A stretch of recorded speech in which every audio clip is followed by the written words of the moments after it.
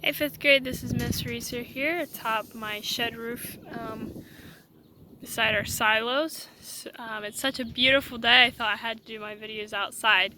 It's a lovely spring day today, so that's where I'm at.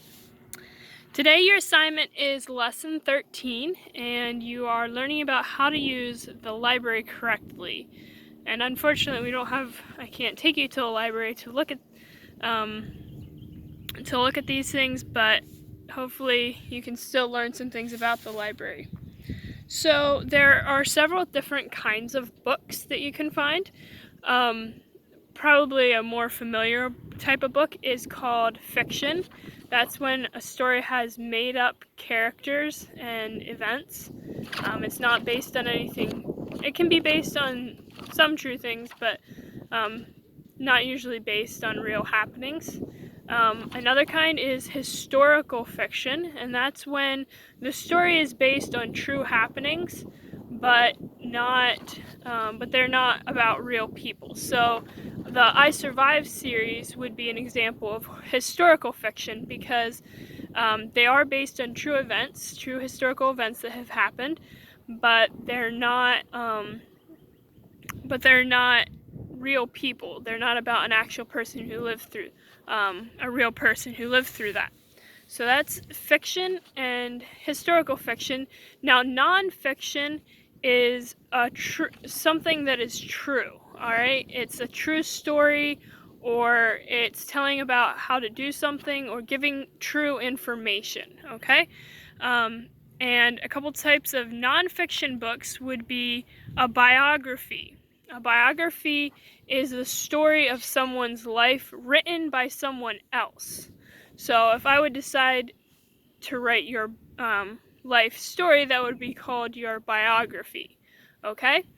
Another type of nonfiction is autobiography. And that's when you write your own life story. So, auto means self. So you're writing about yourself and writing about things that happen to you in your life. So that's biography and autobiography. And the wind's blowing my pages around here.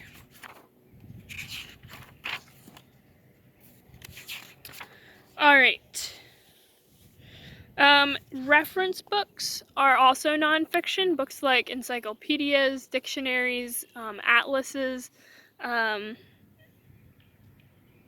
almanacs, some other things. Some of those things are a little more aren't as common now today that we have technology and you can Google things, but those are examples of reference books that you might find in the library. So when you're looking for books, always make sure you're getting something good and worthwhile, okay?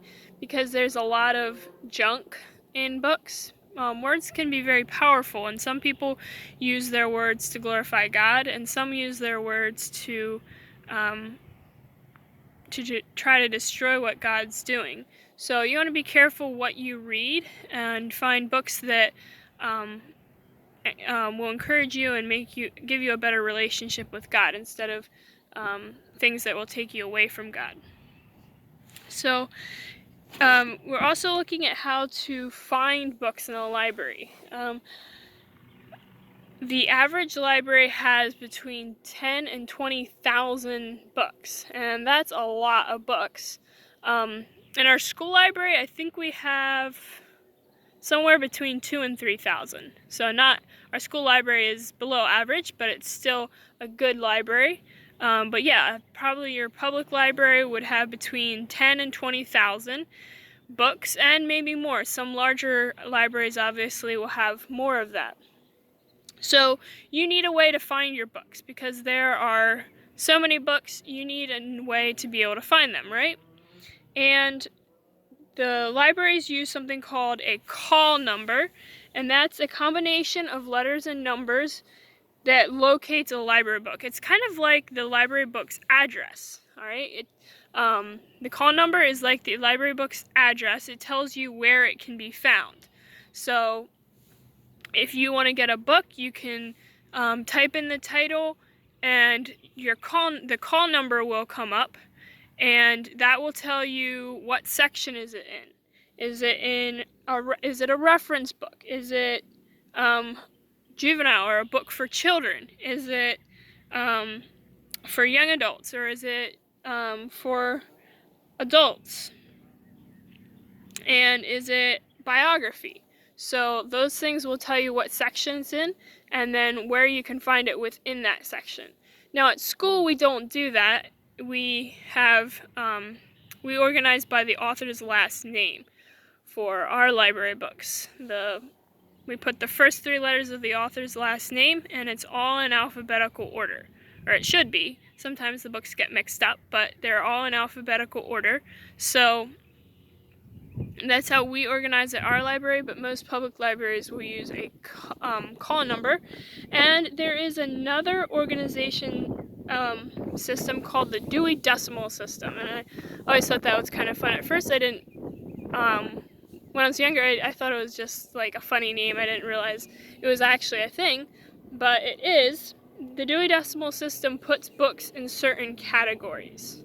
Alright, so, and these are for non-fiction books, so like books that tell about someone's life or give true information. Those would be called non-fiction books, okay? And then we use the Dewey Decimal System for that. So it's organized in hundreds.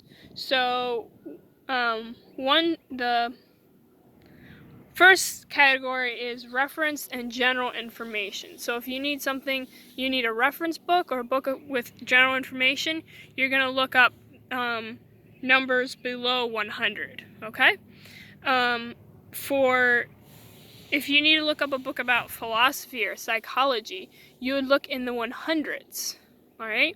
For religion, you would look in the 200s.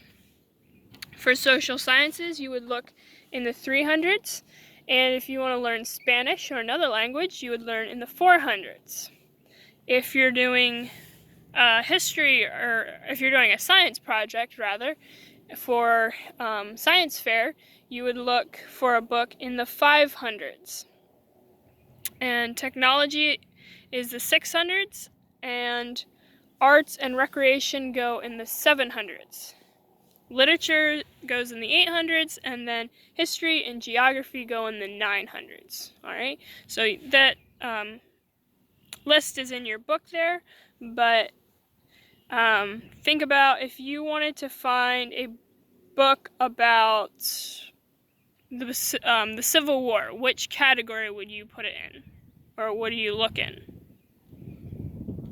And if your answer is 900s, you're right, okay? The Civil War is about history, so you would look in the 900s. Now, let's say you're doing your history, or you're doing a report on, let's say, a chemical reaction, combining 2 things and causing a reaction. Which category do you think that would fit in? And if you said the 500s, that's right, okay? A chemical reaction has to do with science, and so you would put that look in the 500s. Alright, so that's just some things to help you in the library. Don't forget, autobiography is a story about that you wrote about yourself. A biography is the story of a person written by somebody else. Fiction is a story that has completely made up characters and happenings.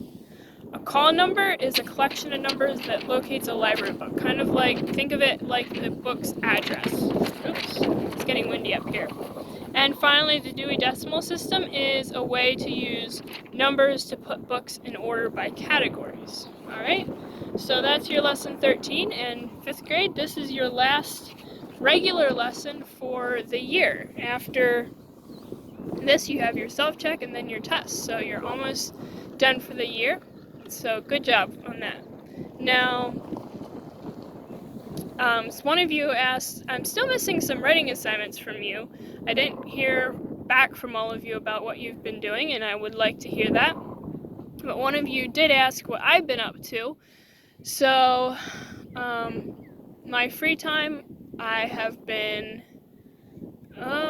worked outside some. I painted my room several weeks ago, right after school closed, and I've been doing some baking. I made some whoopie pies today, and just odds and ends helping my mom around the house and things like that. So I don't have anything really big or exciting going, but that's what I've been up to. And it's been good to be at home and relax some, but I really miss you guys, and I can't wait till next year when hopefully we'll be able to be all back together again. All right? So, fifth grade, hope you have a great day and good. Keep up the good work.